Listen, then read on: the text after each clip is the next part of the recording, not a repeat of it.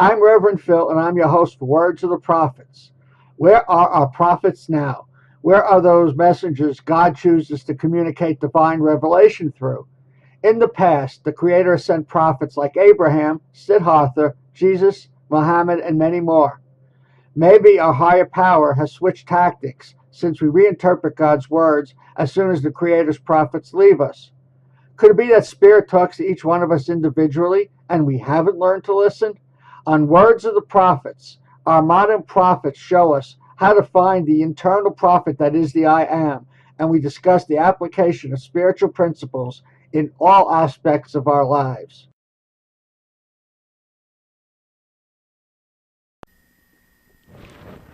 Love and light, everybody. I'm Reverend Phil, and I'm your host for Words of the Prophet.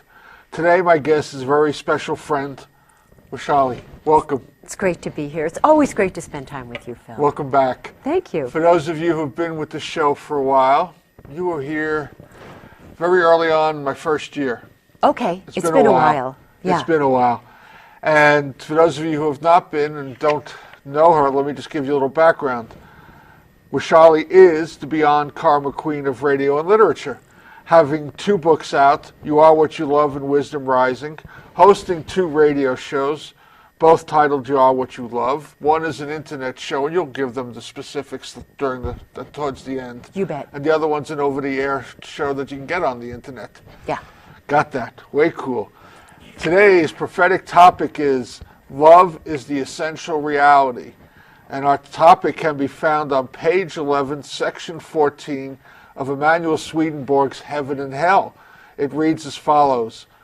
Further, love is the essential reality of every individual life. It is therefore the source of the life of angels and the life of people here. And here meaning this planet. So we're going to get into who is Emanuel Swedenborg, but before we do that, for the folks who don't remember, weren't here year and change ago, tell us a little bit about you. Oh, okay. We'll give some Washali backstory. Yes. Okay. I am a spiritual teacher, and I travel. I teach at Omega. I teach all over continental United States and Canada and Ireland. And my thing is based on the wisdom of Emanuel Swedenborg, which my books are. You Are What You Love, then there's a companion playbook to You Are What You Love, and then there's Wisdom Rising. And all of my books are based on the writings of Emanuel Swedenborg. And my life has been, like most people, it's been challenging because we come here to the planet Earth to grow and to learn. So the limitation that we have to grow and learn beyond is going to show up. So I've drawn on the challenges of my life. I've been diagnosed terminal twice. I wasn't expected to live twice. Once from an illness and once from a car accident. A lot of challenging things, dysfunctional family, relationships with the people lied and cheated. And after the car accident, I lost my business because I couldn't work anymore. Couldn't work for almost a decade. And I lost all of my life savings, teetered on becoming homeless. And I draw on the wisdom of Emanuel Swedenborg when I was going through those things to find meaning and purpose. I'm a big Viktor Frankl fan as well. And I understand that what makes us uniquely human is our ability to draw meaning from our life. And that you can have a certain amount of health and benefit in your life where you can get therapy and eat right and exercise. But if you don't apply meaning to your life, you will never have a whole, healed, liberated mind. So I use this wisdom to help me get through these issues, and they're the subject matters of my books, and that's basically what I do when I go on the air or when I teach, is teach people how to, not how to just be resilient, but how to understand that this planet Earth is a classroom. And everything that's happening is designed for your benefit, for your enlightenment, and how to organize your relationship with reality so that it is something that enhances who you are and your understanding and your self-confidence and your peace with yourself, as opposed to making you feel more toxic and degenerated and hopeless. So let's back up on the meaning phrase. Yeah. How does one go about finding meaning when they are struggling to survive, just to live? That's a really good one. You know that saying, You'll know the truth because it sets you free. You've heard that saying, Yeah. the truth shall set you free.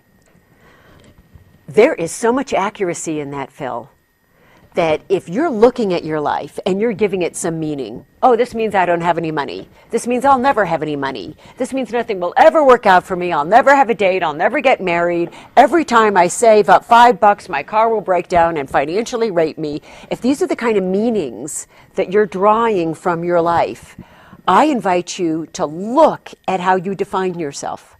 Look at the meaning that you're giving to the learning experiences of your life. And if they're not setting you free, it's nature's way of saying you haven't seen the truth of it. Keep looking, because you know the truth, because it sets you free. So what you're saying then, in other terms, is my perceptions, my beliefs create my reality. They certainly determine its meaning for you behind your eyeballs, inside your nervous system, and your intimate relationship with yourself, how you feel about yourself, how you think about yourself. In other words, at the end of the day, you may not be able to control how many zeros are in your bank account or the fact that you just got a real challenging medical diagnosis. But at the end of the day, you can change how you feel about yourself. And if all you do at the end of the day is go to bed feeling better about yourself and better about your life, and that was the only thing you changed, what would that be worth to you? So let's go back to this for a second. Okay. You've had two specific episodes. One was an illness. Did your spiritual practice predate your illness, or did it come out of your illness? Came out of the illness. Okay. How did that help you deal with it? It let me understand, first of all, the underpinnings of it, why it was happening, how I got there. Because the medical world basically said, well, honey, you're pretty screwed. Sorry, we don't know how you got there. Can't even begin to figure out how to get you out of this. And we're just going to throw a bunch of drugs at you, do some more invasive tests, because that's really pretty much all we know how to do. And I stood back and I said, the first thing I need to do is I need to find a way to manage this pain, because I have the kind of pain you would murder your mother to get out of. You would jump off of a building to get out. And it was day in and day out, and it was years. And that creates, as you know, it creates its own pathology to be in that kind of gut-wrenching pain all the time. Mm-hmm. So I didn't know if I was going to survive or not, but I knew that I had to find some way to deal with this incredible pain. I could bend steel bars with my mind, with the pain I was in. So that started me circuitously studying Chinese medicine and Indian and Tibetan Ayurvedic medicine, which gave me techniques to understand how to manage my health and understand the relationship between my emotions and my health. But it was Emanuel Swedenborg. I came across him at this time, a guy I call my boyfriend. And his law, you are what you love, and you love whatever you give your attention to. And I looked at this, you are what you love, and you love whatever you give your attention to. And I thought, okay, this is really interesting. And there's something in that statement that just feels so right. So I said, okay, I don't know if this illness is going to kill me or not. It may not. But just looking at this wisdom, I am not going to die not knowing what it is that I love. I'm not going to die completely ignorant of what it is that I love. I have to at least know what it is that I love before I leave this rock. So I thought, you know what I'll do? I'm going to write down everything I give my attention to. Because you know our thoughts are so grossly repetitive.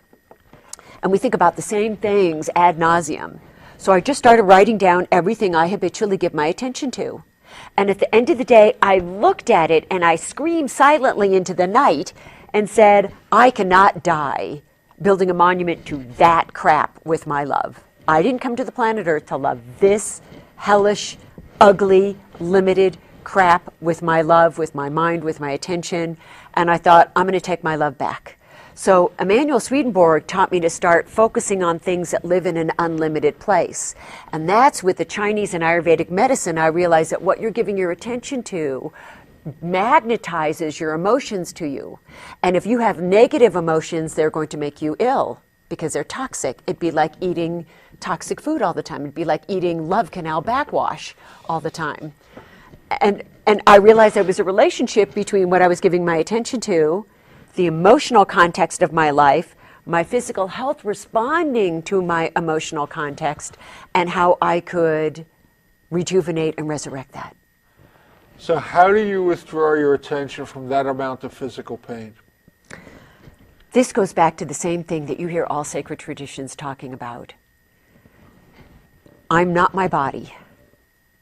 I can't get an illness or a disease or an injury because I'm love, and I am unlimited and I am infinite.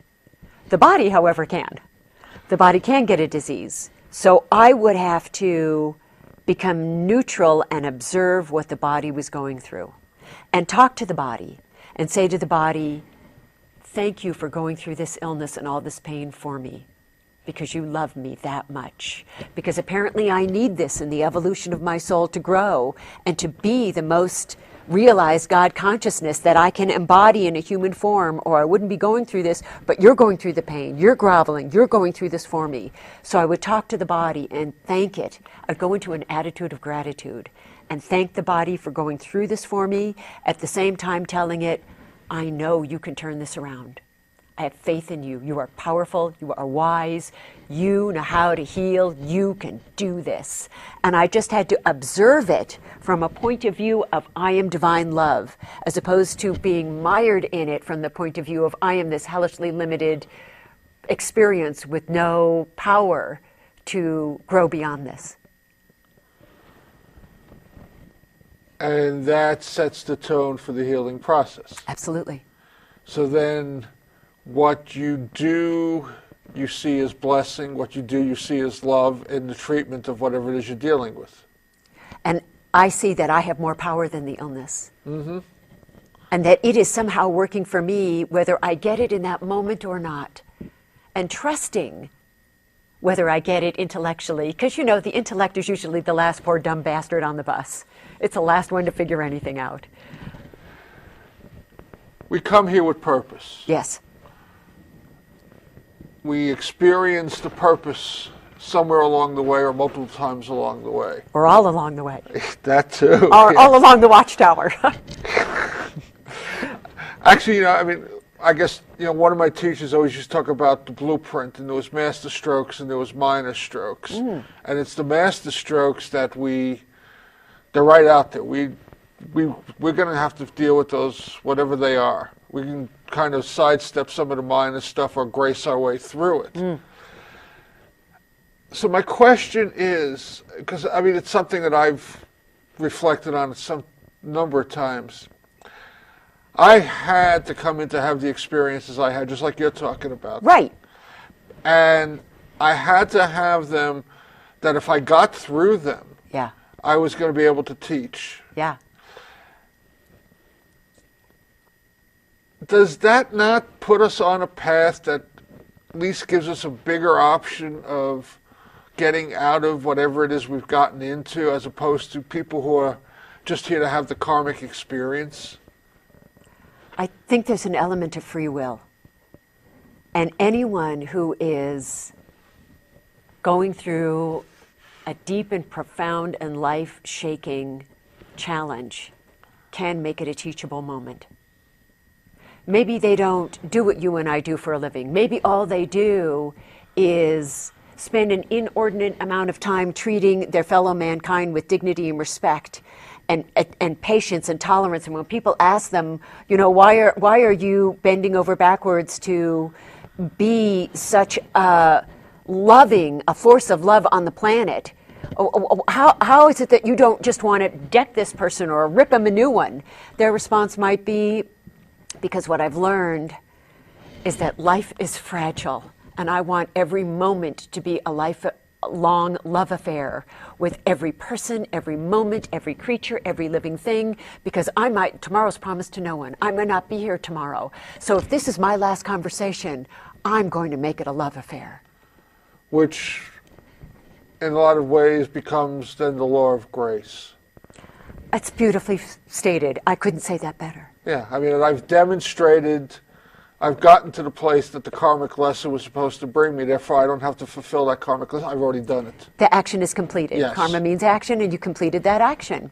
And now you have free will as to how you want to What do I do with it? be creative with it. Yes. You're a creative creature. You're God. You're God consciousness. God consciousness is very creative. Created the heavens Infinitely. and the earth. So let's swing into Emanuel Swedenborg. My boyfriend. Yes. You got introduced to him when you were ill. Mm-hmm. Something resonated. Yeah.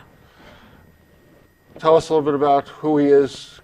Like you talk about a lot in your shows. I mean, he's kind of fallen off the face of the earth, so to speak, even though he's not on it right now. But I mean, He has fallen out of kind of mainstream point of reference.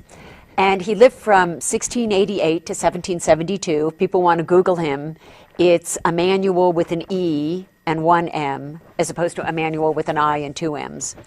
And he started out his life as a great scientist, mastering every known science. When he heard about Galileo, ground his own glass and made his own telescope. When he heard about microbes, ground his own glass, made his own microscope. Came up with the first working hang glider, long before the Wright brothers. It's on display at the Smithsonian. Figured out what the cerebellum, the pituitary, the endocrine system is for. Wrote 3 volumes on the human brain with the most accurate drawings of the human brain for his era. He was a metallurgist. He was a member of Sweden's parliament. And when he was asked why he was mastering every known science, he said what drove him is that he needed to know where the soul resided in the human experience. And I don't know a lot of scientists out there that are doing what they're doing because they have to know where the soul resides in the human experience. And that got my attention about him. And he said that he had been able to control his breathing and enter into a trance-like state of concentrated focus. And he could go into a trance-like state when he was trying to resolve something, figure something out, and he could concentrate for hours, for days, for weeks, for months, kind of almost lay catatonic, get up every now and eat a little bit of something and then go back down and just go into this meditative trance-like state until he unraveled it. And this is how we suspect he did all these great scientific achievements. Stanford University voted him to be one of the most brilliant people to have ever lived. So he's 52 years old, and he's doing his meditation practice. And this particular day, something different happens. And he said the veil between the worlds dissolved, and he could see into the spiritual world. He could see it with the same level and skill and acumen that we see each other right now.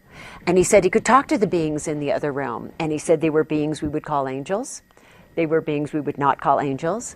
And they were beings that we would call people who had lived recently on the planet Earth but had died and had crossed over and were on the other side now. And he talked to them. And the angelic community came forward to him and said, "Let me explain what's going on here, dude." Because dude is very common 18th century Swedish angelic vernacular. And they said, "Dude, this is what's going on. Whole first part of your life is training to just be dispassionate, neutral observer.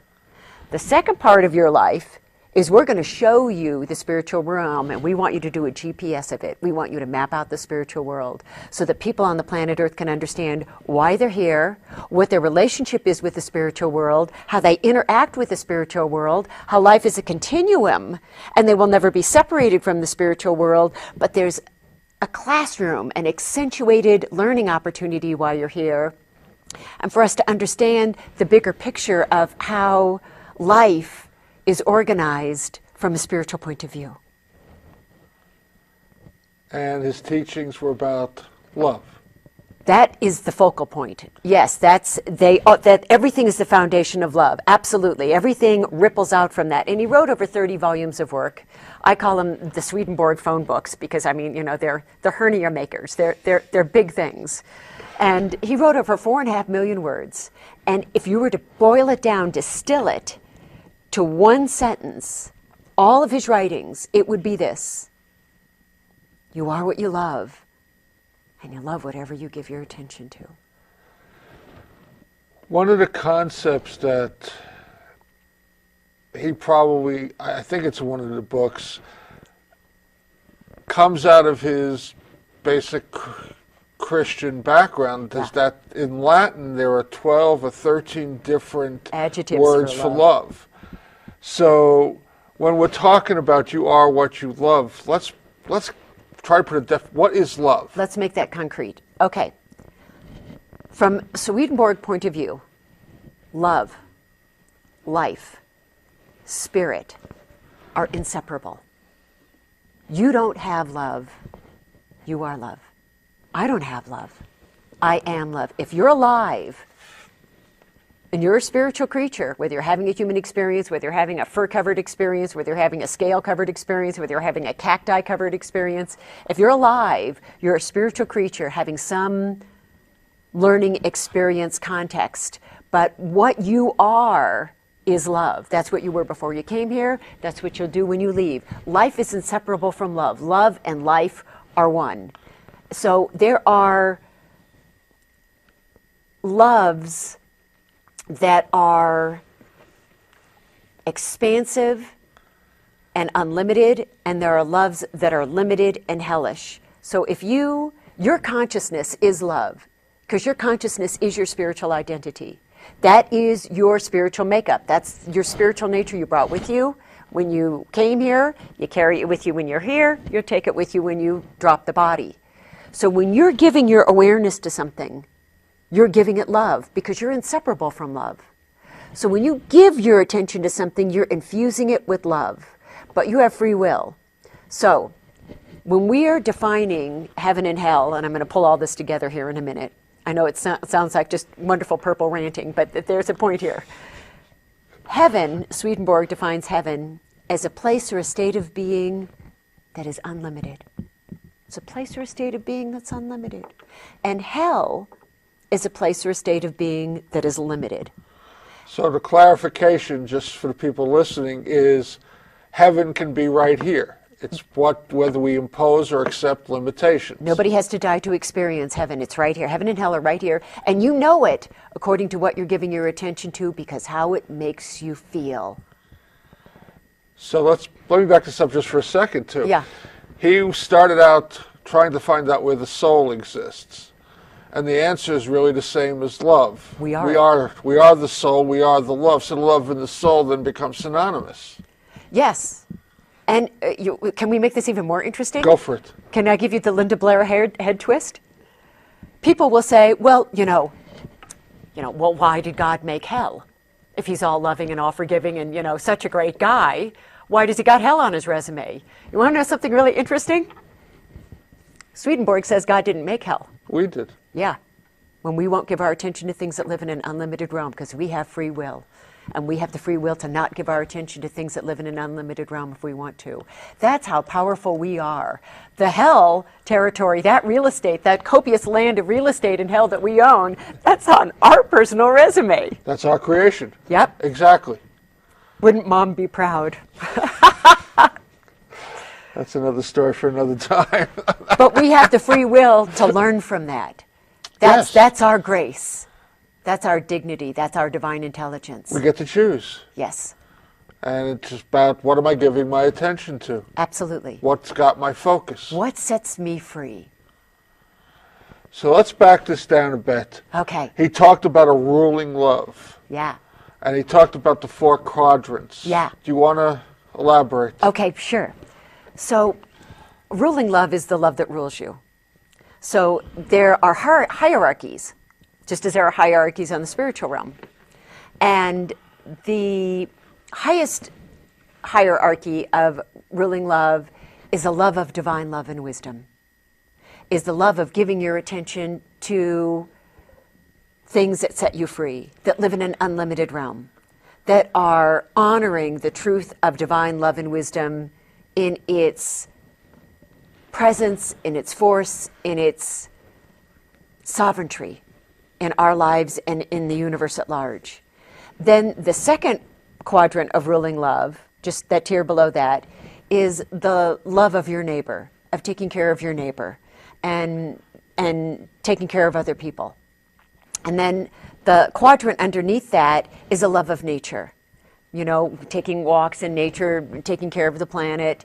And then the third one is love of self. And when I say love of self, I don't mean taking a nice relaxing bath with aromatherapy candles. And I'm talking about like Sopranos, love of self. Basically a self-obsession, or however that's going to manifest. Right. I'm going to blow you away because I feel like it because you screwed with me. That kind of love of self. So we don't necessarily get to the highest level, but wherever level we're at is our ruling level. Whatever you give and you could be in, the truth of the matter is a lot of us travel all through them during the day. We visit each one. I mean, we may start off giving our attention to, say, reading the Dhammapada. So we're giving our attention to reading the Dhammapada. And we're giving our attention to not just reading it. It's not an intellectual storage. We're allowing that energy to awaken something in us in a feeling level that allows us to feel that we have a palpable, tangible connection to all that is.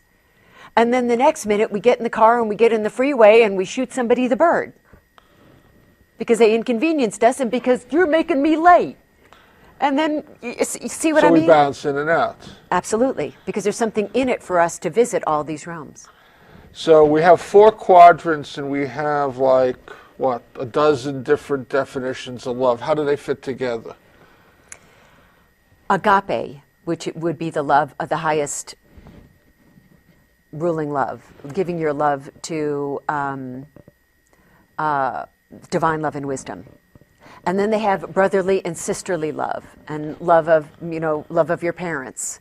That would go into the second ruling love. I forget what the Greek Latin word is for the other forms of love that have to do with, I care for you and we have a brotherly and sisterly love, care for each other, or the way a mother cares for her child. That's not agape, that's whatever those other Greek words are. So that would go into our second orientation. I don't know if they have a Greek word for, I like to take care of my animals. I have a special relationship with my animals. I'm not talking about, I make adult films with my animals. I'm not talking about that kind of love. So we could break down the love and by identifying what it is that has our attention. How it makes you feel and how unlimited and infinite it is. Then we know in which quadrant it goes in. So, for instance, I guess way back when I was doing large amounts of poisonous chemicals, yes, that was what I loved. Yes. Yes, and it was not even a love of self. It was a love of self trying to escape self, but it was also, I'm in that lowest quadrant. It's not going to... Yeah, the same thing with the Sopranos, kind of, that kind of mentality. So in one form or another, it becomes very narcissistic. Yes. It doesn't have to mean just looking in the mirror. It's just, this is only about me, and then I'm in my lowest quadrant. It's life diminishing. It's not life sustaining. And it's all about a very small fulcrum. So we have somebody with this small fulcrum. Yeah. How do we get them to raise it up? Well, they've got free will. They've got to choose to do that. How do we guide them?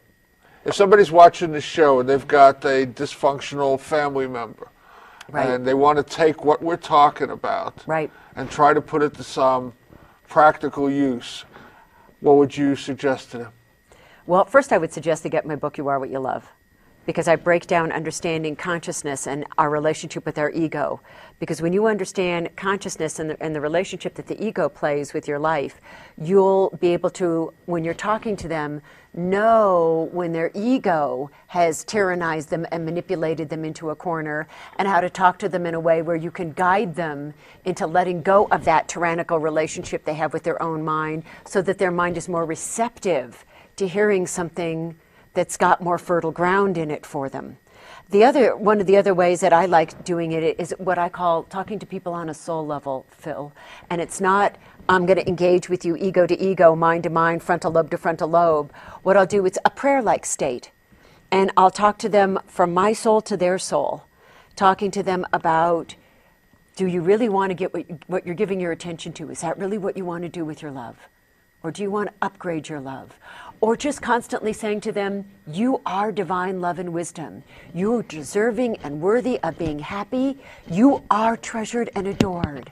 Because what's driving their dysfunction is that they don't know that they're loved, they're not experiencing themselves as treasured and adored, and they have no tools as to how to take back their authentic value and power and worth as a force of love. Totally agree. The reason I'm smiling, laughing, there's a terminology, a category in the therapeutic community where they call what you're talking about a love bomb, and they think it doesn't really work and it's artificial. Yeah, I know.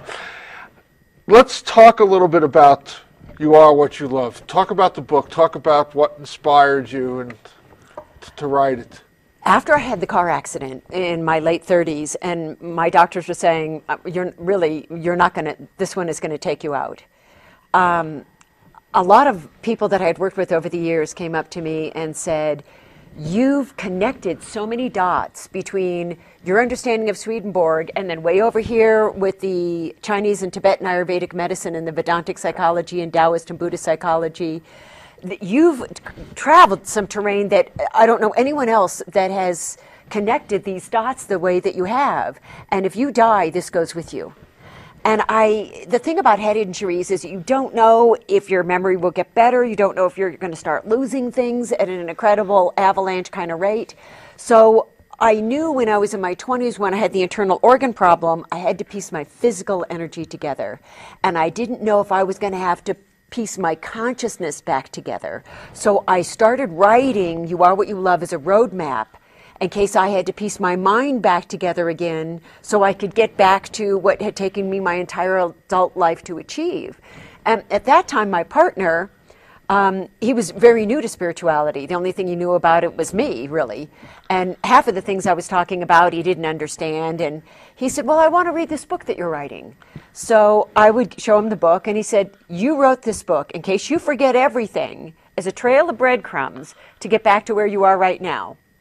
And I said, yeah. And he said, I don't know, Jack. I'm reading this. It doesn't make any sense. Do it over again.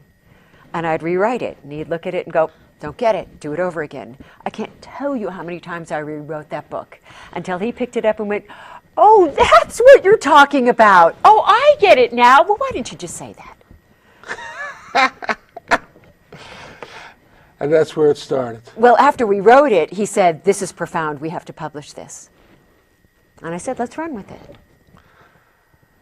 Then you have another book out, Wisdom Rising. Wisdom Rising. And how does that tie in? You Are What You Love is really dense food. It's written so that people who don't know anything could pick it up, and it's written so advanced students could pick it up and read it and go, wow, I learned a lot here. Some of the pages, some of the chapters are like 30 pages. So people came up to me and said, can you write a book where the chapters aren't so long? Because I'm a soccer mom, or the only time I read is when I travel, and I may pick up the book and read a couple of chapters, and then it sits in my briefcase for a month or 2 months, and then I pick it up again. And I want something where each chapter stands alone. They're clear, they're succinct. I can read it in brief periods of time, but I don't want you to jip me on the wisdom. I don't want you to jip me on the insight, and I don't want you to jip me on the topographical subject matter that you cover. So Wisdom Rising was a response to that. I think the longest chapter is 8 pages, 6 to 8 pages. So it was giving people more of a bite-sized thing, where Wisdom Rising is a textbook kind of thing where each chapter builds on itself because I'm creating a successful level of infrastructure to create this vista of awareness so that you get the panoramic view of what I'm trying to talk about.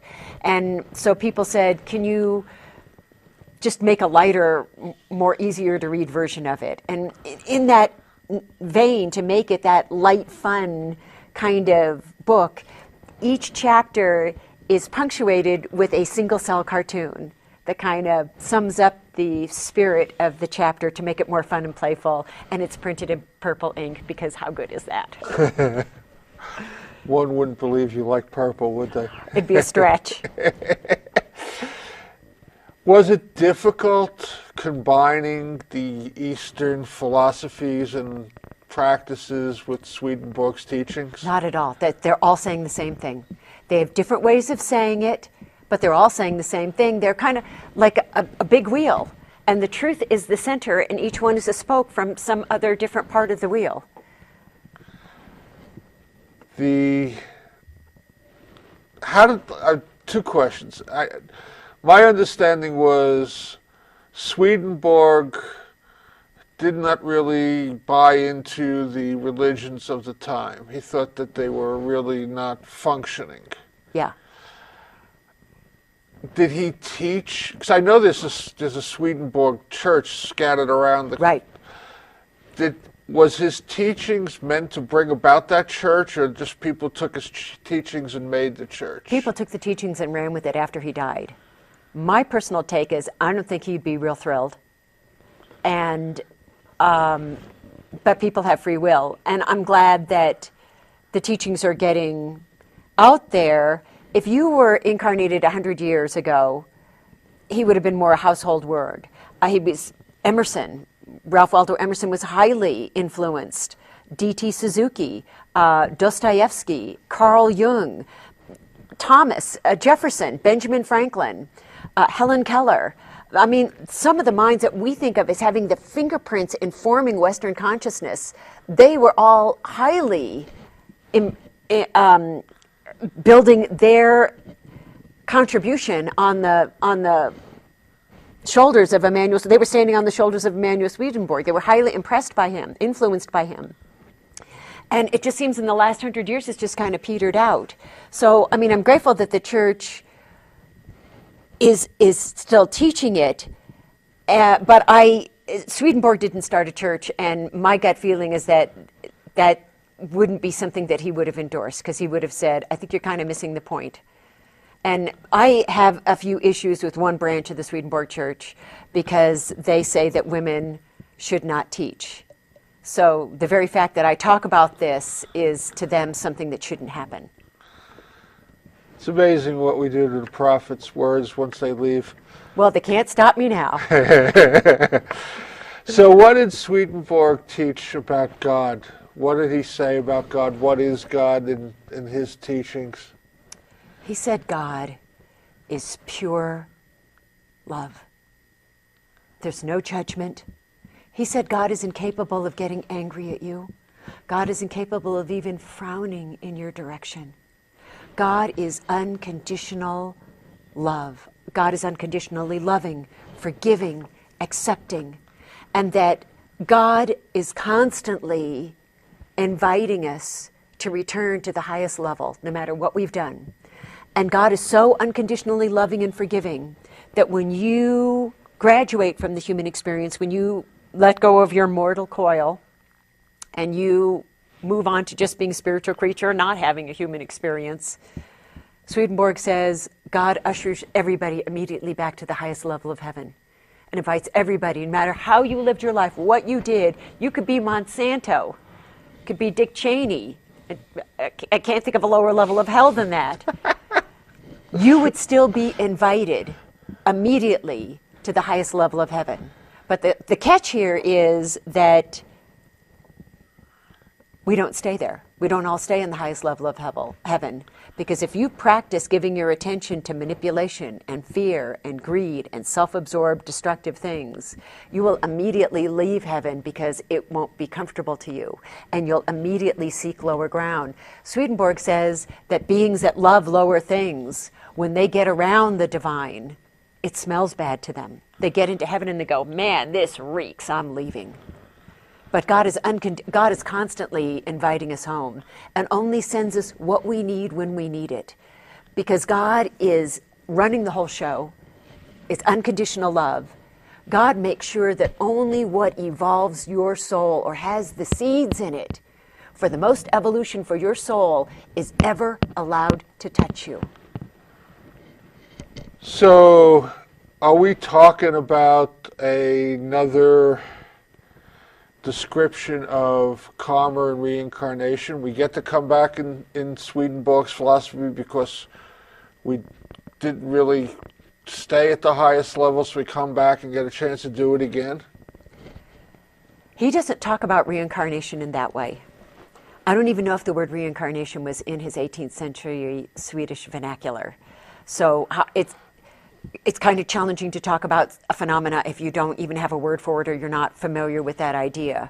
But what he does talk about is that when we die, that's not the end of our life, that life is a continuation. We go on, continue growing and learning because love is inexhaustible. And he does have a chapter where he talks about, it would seem that our life is like a tree, where it starts with a seed that finds a soil and it takes roots and it grows and it sprouts and it produces a certain amount of fruit and it dies. And he says, but we're not that tree. He said, we're actually more like a forest of trees. So for somebody that didn't have the word reincarnation, it seems to me he's doing a very good job of talking about how we sprout up different places in different areas, and we don't have a single life. We have as many as you would find at trees in a forest. They're uncountable, they're incalculable, and they don't always happen in this classroom. He described there being life on other planets. Then each planet is a classroom. Yeah. And that we move to all these different classrooms because we're inexhaustible. There's no end to our learning. And he said that the divine created the cosmos. All the planets, the Milky Way, every star, every moon has a life form on it because it's a seminary of heaven. Because this is our opportunity to learn, because we're never going to stop learning and growing. What does Swedenborg teach about why we were created at all? To realize that we are love. To experience ourselves as a force of love, and to realize there is no payoff in it to choose to experience ourselves as anything other than divine love and wisdom in this moment. And you made a comment just a little bit ago, and basically saying that there's a finely orchestrated path for us, but we also have free will. How do we reconcile those two? Yeah. Okay. Before we come here, we're hanging out with the divine. And the divine is saying, so Phil, how's the evolutionary thing going? And you're saying, oh God, it's going good. It's pretty bitching. But you know, there's a couple of things I want to work on. And you know, I'm thinking the Planet Earth classroom might be a good one to work on these things. And the divine goes, oh, Phil, the Planet Earth classroom. Okay. You really want to do it, don't you, dude? Because, you know, that's not a 101 class, Phil. You know, that's a 505. You know, you got to feel stuff there on a profound way. And you know that fear, you know, those are regular enemies in that classroom. So what do you want to work on? And you said, I want to work on taking my power back. I want to on taking my power back from negativity, from self-destruction. And I really feel like I've gotten enough momentum on that lesson that I'm ready for the graduate course. If I can do it in the 505 Planet Earth classroom, if I can kick butt on it there, you hold it, God, I'll kick butt on it. And this isn't like the Lucy Charlie Brown, you hold it, I'll kick it. Okay. If you put me in that classroom, I know that if I can do it there, if I can do it in a planet that is that dense, where fear is that prevalent, where I am put into an environment where I forget that I'm God, I don't remember it, I don't see it, I don't feel it. If I can do it there, I have a level of realized God consciousness. I have an embodied integration of my power as divine love and wisdom that nothing can take from me.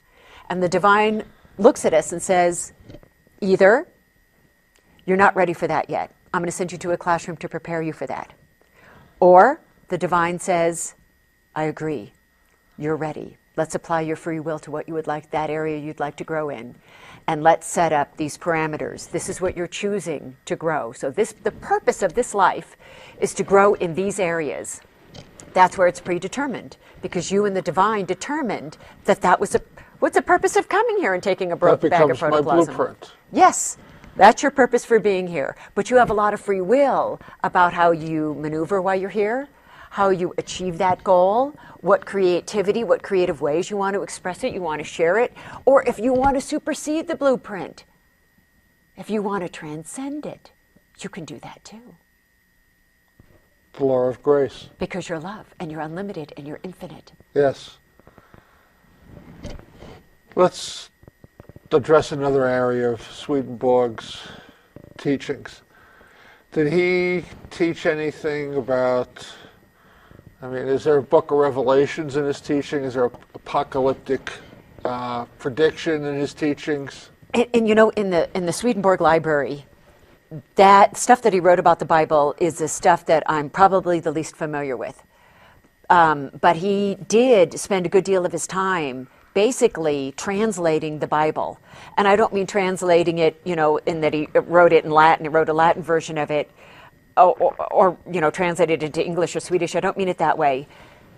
He said that the Bible is written in a symbolic language. And when you see the number 7, it means something. When you see salt, it means something. When you see mountain, it means something.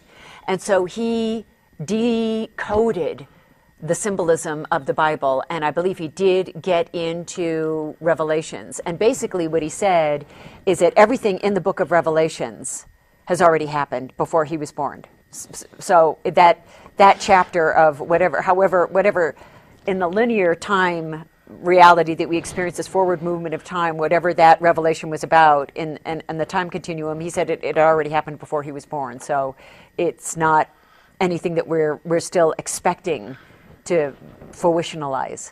Interesting. You know, it was, and you and I have had these discussions before. Those of you, well, let's bring the audience in on the conversation. Okay.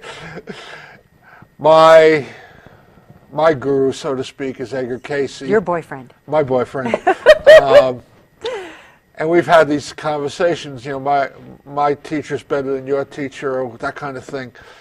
But the reason I asked about Revelations is that a little while ago, I think it was not even 2 weeks ago, Elaine Pagel was in town, and she's writing a book on Revelations. Fascinating. And went to go see her.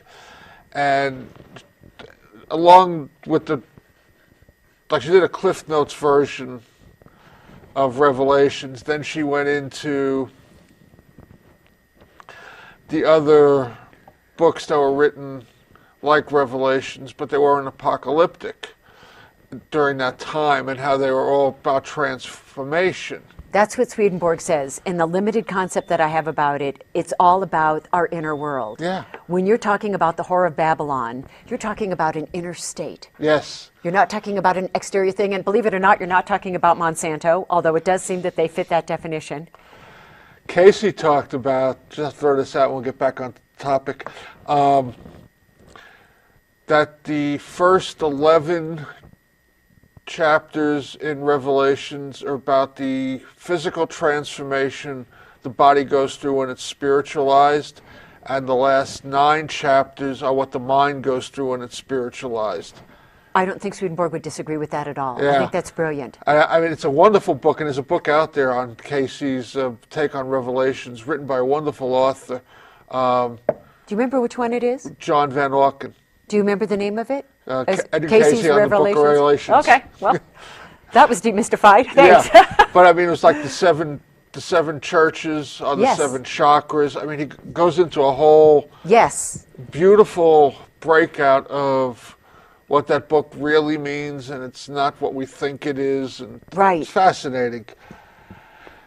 We're getting close to running out of time. I need to make a couple of quick announcements. Then I know we've been flashing your information, but we'll let you give it verbally and talk about your websites. Okay. So, first off, this is public access television. You, the watching audience, are public. So we want you involved in this show, or any show. Love to hear from you. Things you'd like clarified about any of the shows, you know, what we've been talking about, shows you'd like to see me do in the future.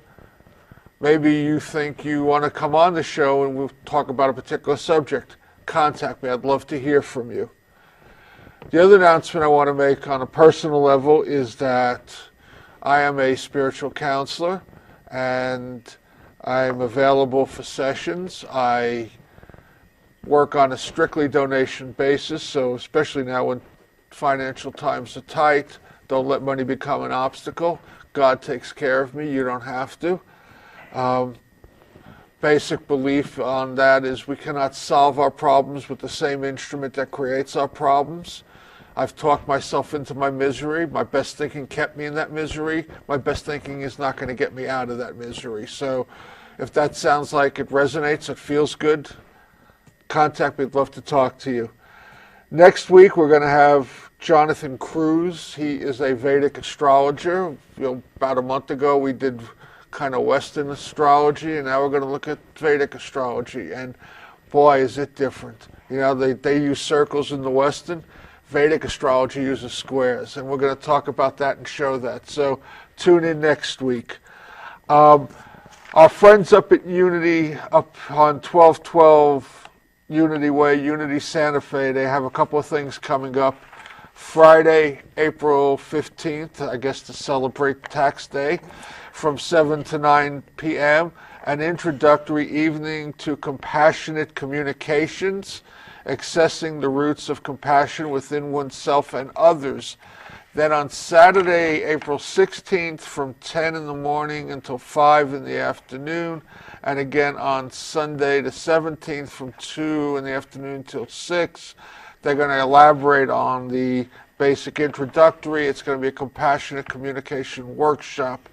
There are fees. We don't talk about fees on this show, so the number for calling is 989-4433, and you can find out more information about it and all the other things that continue to go on there. So that's it for my announcements. Tell us how, I know they've been flashing at least one website for you, and tell us about it. The greatest purple sites on the internet world. Yes, I call it the most beautiful purple website in all of internet land. And it's at www.purplev, V as in Violet, V as in Wishali, purplev.com. And on purplev.com, you can email me if you want to get in touch with me. In the upper left-hand corner, you can sign up for my newsletter. And I have a newsletter that goes out every Thursday. I've started what I call the You Are What You Love radio network. So on a Friday show, which airs 1 to 2 Pacific Standard Time, 4 to 5 Eastern Standard Time, that's also over the air in Seattle area, I usually interview people like what you're doing. I bring people that I think that you do that are interesting resources that are kind of off the beaten path. Or once a month, I'll just open it up and open up the phone lines and say, talk to me.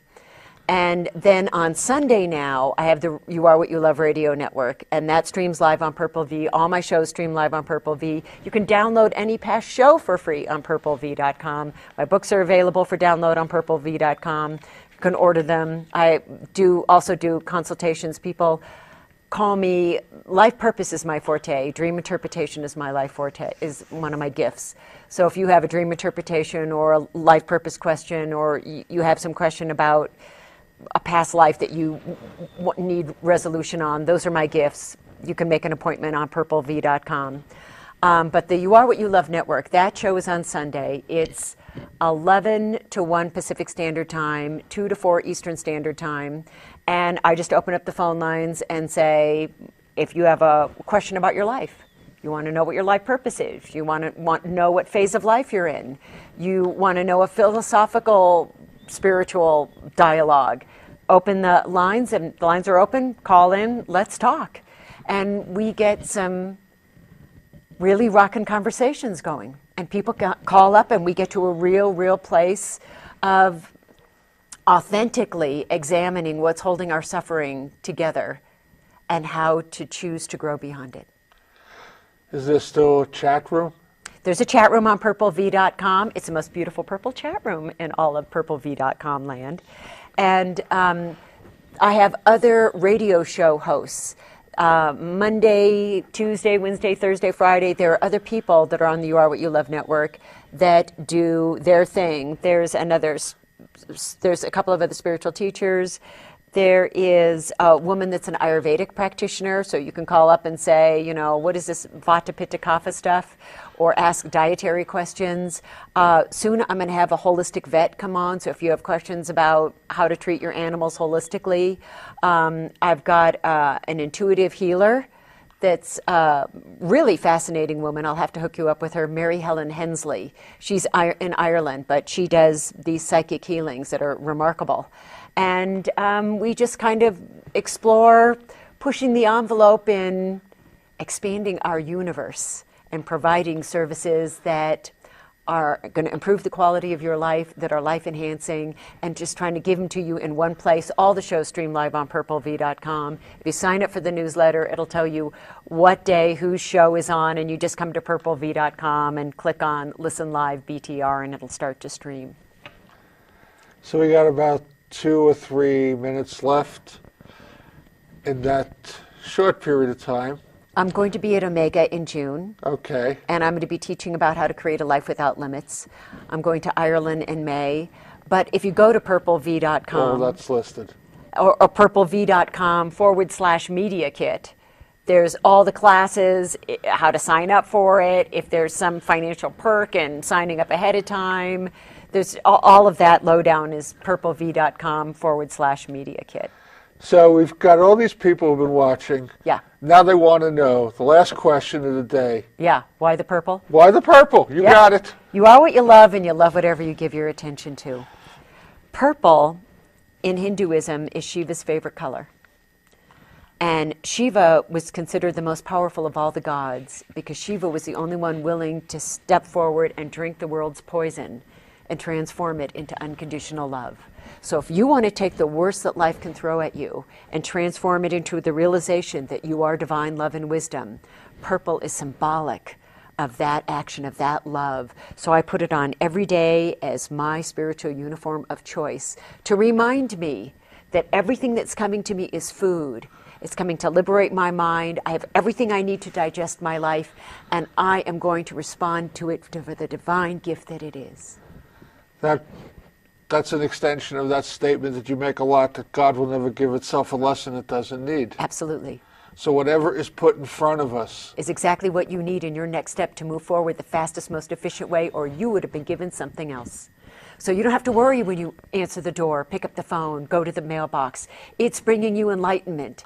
And if it wasn't, it would be something else. So show up fearlessly because it's working for you, because you're God. And you came here to remember that. It's a perfect way to end. I thank you so much for being here. Thank you for playing with me, Phil. It's heaven on earth when I come and see you. This is always fun. Thank you so much. I want to thank you all for tuning in. You know, we keep giving the message out. We're going to keep giving it out. You know, you get to create your own reality. You can look at it any infinite ways. You are what you love. You love what you give your attention to. It's just a real simple, easy way to do that explains it real simply. What are you giving your attention to? Look at it. Pray about it. Meditate on it. Contemplate it. And you know what? Listen to the guidance you get. Go out there and demonstrate your divinity. Yeah, it's a wonderful world if you make it that way. Love and light to you all. We'll see you next week. Blessings. I'm Reverend Phil, and I've been your host for Words of the Prophets. Thank you for tuning in. Please join me again next week, same time, same channel, for more Words of the Prophets.